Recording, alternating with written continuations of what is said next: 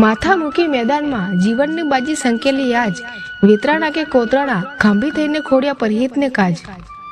પ્રભુએ સૌને એક સરખા પ્રાણ આપ્યા છે, પણ શૂરવીર, સતી નારી અને સંતજનો માનવ કુળના કલ્યાણ અર્થે સર્જીને મોટી કૃપા કરી છે। બાકી આ સ્વાર્થના જમાનામાં તો આ વાત નકામી પડે, કારણ કે આજના સમયમાં સૌ પોતપોતાનું વિચારે છે અને જે પણ કંઈ કરે છે તે પોતાના જ સ્વાર્થ ખાતર કરે છે, જ્યારે શૂરવીરો, સતીઓ અને સંતો પરહિતકાજ પોતાના જીવના બલિદાન આપી દેતા। આજે આપણે એવા જ એક પરમાર વંશી શૂરવીર વિશે વાત કરી છે કે જેઓ ગૌમાતાની વારે ચડ્યા હતા અને વીરગતિ પામેલા। એ શૂરવીર બીજું કોઈ નહીં, વર્ણેશ્વરજી પરમાર છે।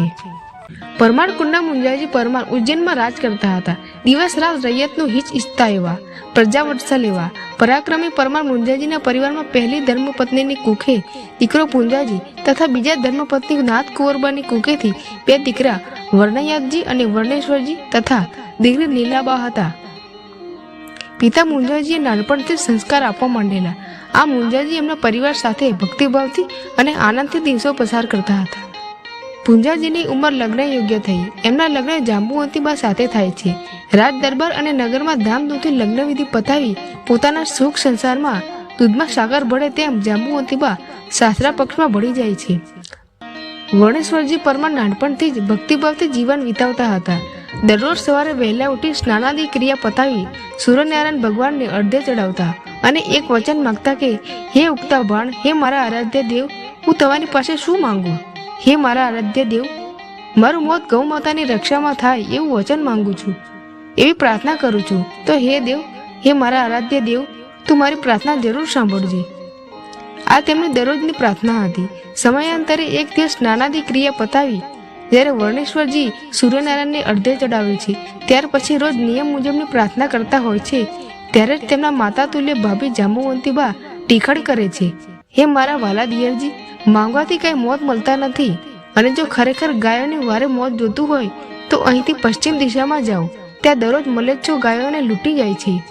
વાલા માતા તુલ્ય ભાભીના આવા વેણ સાંભળી વર્ણેશ્વરજીને રીસ ચડે છે અને ભાભીને કહે છે, મેળાના માર ભાભલ માવડી, મેળા માથાનો ઘા, આજે જ રણે સીધાવશું, એ તો ગાયોનું વારે વેણુવા। ત્યારે માતા તુલ્ય ભાભીના મુખમાંથી શબ્દો સરી પડે છે અને સ્ત્રી સહજ બોલી ઉઠે છે, સીધાઓ રણ સંગ્રામમાં ગાયોની રક્ષા કાજ, સાચે મોતીડે વધાવશું, જેથી ગાયો વારસે વેણવો।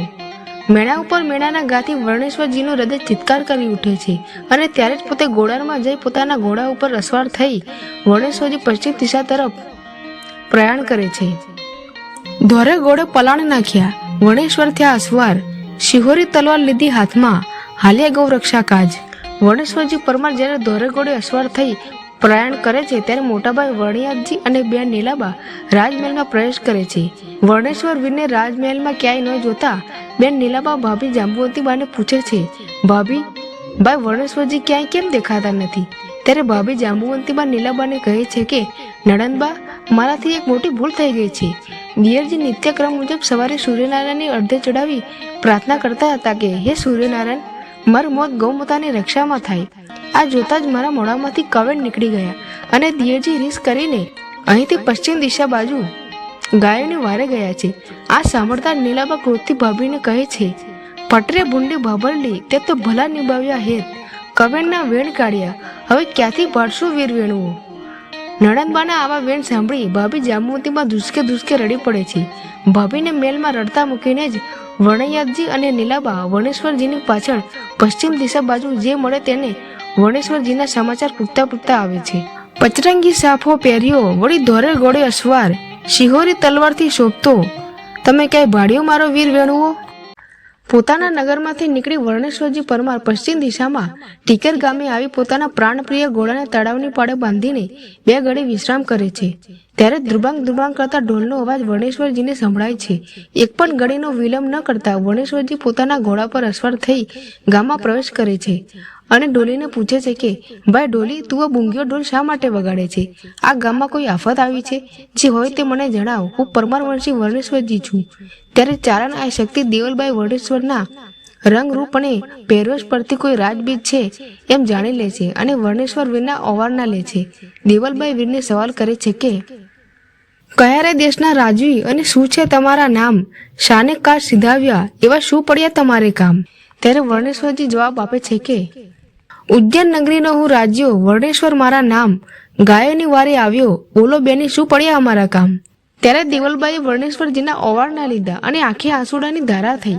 રોઈ રોઈને બેન દેવલબાઈનો કાચુડો ભીજાઈ ગયો અને રડતા રડતા દેવલબાઈ બોલ્યા કે રોઈ રોઈ ભીજાણો દેવલબાઈનો કાચુડો, જાય નયની અખંડ ધાર, ગાયું હરાણી છે ચારણોની, કે તમે વારે ચડો ન વીર વેણુઆ. ત્યારે વર્ણેશ્વરજી દેવલબાઈને કહે છે કે રૂઓ નહીં દેવલબાઈ બેનડી, મનમાં રાખજો ધીર, ગાયું વારી અમે આવશું, એમ બોલ્યા વર્ણેશ્વર વીર.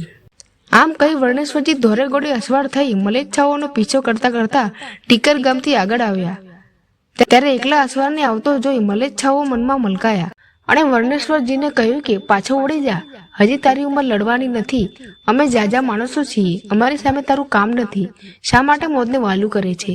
મલેચ્છાઓના આવા શબ્દો સાંભળી વર્ણેશ્વરજી બોલ્યા કે આવ્યો અવસર મહામૂલો, એડે ન જવા દેવાય, એક ઘા અને 4 મસ્તક ના પડે તો એ વર્ણેશ્વરજી ન કહેવાય. આમ કહી સામ સામે તલવાર ટકરાડી. વર્ણેશ્વરજી સામે મલેચ્છાઓનું કાંઈ ન ચાલ્યું. ત્યારે સામેથી મલેચ્છાઓએ હાર સ્વીકારી માફી માંગી અને જીવતા છોડી મૂકવા આજીજી કરવા લાગ્યા. મલેચ્છાઓ પર દયા કરી વર્ણેશ્વરજી ગાયોને વારી ચારણ આ દેવલબાઈને નેહડે આવે છે. દેવલબાઈને વર્ણેશ્વરજી ગાયું વારી લાવ્યા છે એ સમાચાર મળે છે. ત્યારે હરખના મારે દેવલબાઈ વીરના સામૈયાની તૈયારી કરે છે અને હરખભાઈ વર્ણેશ્વરજીને સાચે મોતીડે વધાવી સામૈયું કરે છે અને દેવલબાઈ વર્ણેશ્વરજીને વધાવી ઓવારના લે છે. અને આ બાજુ વર્ણેશ્વરજીના મોટાભાઈ વર્ણયાદજી અને બે નીલાબા રસ્તામાં વર્ણેશ્વરજીના ખબર પૂછતા પૂછતા ટીકર ગામે આવી પહોંચે છે. ત્યારે ગામ લોકો કહે છે કે જેમની તમે તપાસ કરો છો એ જ વીર અત્યારે અમારા ગામની ગાય વારી આવેલા અને એ વીરના અત્યારે સામૈયા થાય છે. ત્યારે બેન નીલાબા અને વર્ણયાદજી વર્ણેશ્વરજીને મળે છે અને હરખ ઉત્પન્ન કરે છે. દેવલબાઈ વર્ણેશ્વરજીને કહે છે ભાઈ હવે આરામ કરો.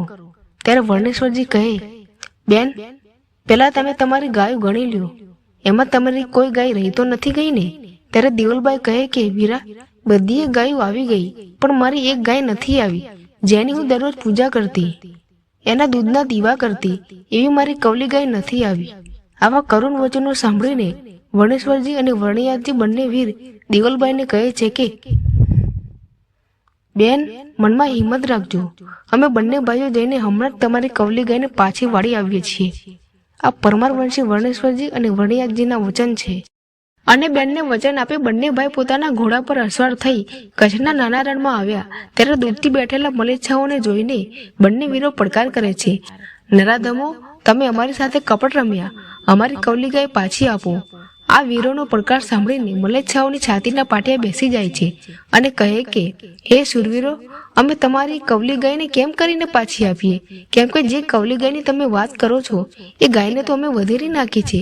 આ શબ્દ સાંભળતાની સાથે જ વર્ણેશ્વરજી અને વર્ણયાદજીની આંખો ક્રોધથી લાલ થઈ જાય છે અને વર્ણેશ્વરજી વિચાર કરે છે કે દેવલબાઈને વચન આપ્યું છે કે તમારી કવલી ગાયને લઈને જ આવીશું, પણ અહીંયા તો આ નરાધમોએ કવલી ગાયને વધેરી નાખી છે.